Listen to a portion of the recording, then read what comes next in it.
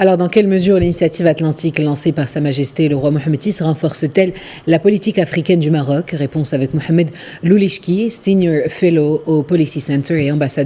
ancien ambassadeur du Maroc auprès des Nations Unies. La politique africaine de Sa Majesté le roi, comme nous le savons tous, depuis l'indépendance,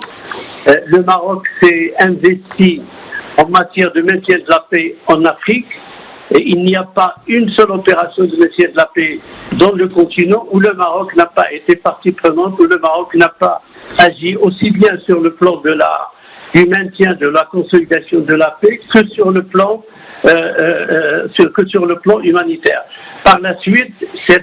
cette contribution à la paix et à la sécurité a été renforcée par la dimension développementale à laquelle non seulement le gouvernement, mais également le secteur privé et la société civile a contribué. Il ne faut pas oublier qu'il y a une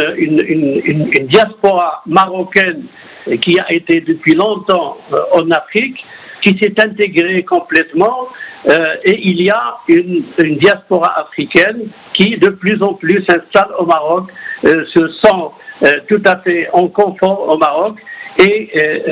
essaie d'apporter sa contribution également au développement du Maroc. Troisièmement, la dimension humaine qui a toujours été au centre de la politique de Sa Majesté le roi se retrouve en Afrique à travers des projets qui répondent aux priorités des gouvernements des pays africains frères et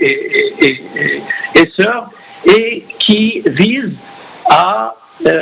améliorer l'éducation, la formation, l'apprentissage dans plusieurs domaines. Je pense que jusqu'à présent, on est arrivé à peu près à 40 000 cadres africains qui ont été formés au niveau des différentes grandes écoles et universités marocaines. Et cette dimension humaine, c'est un relais extrêmement précieux entre le Maroc et le reste des pays africains. Donc, l'initiative atlantique prolonge en quelque sorte cette politique africaine du Maroc. Elle a pour objectif de soulager sur le plan du développement et sur le plan de la sécurité ces pays qui sont les 4 pays du Sahel, en leur permettant, une fois la stabilité assurée, de s'oxygéner avec un accès sur l'Atlantique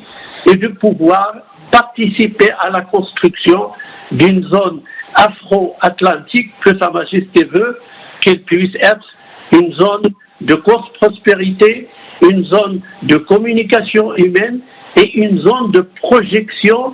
de l'Afrique vers l'autre bord de l'Atlantique, aussi bien européenne que américaine, y compris latino-américaine.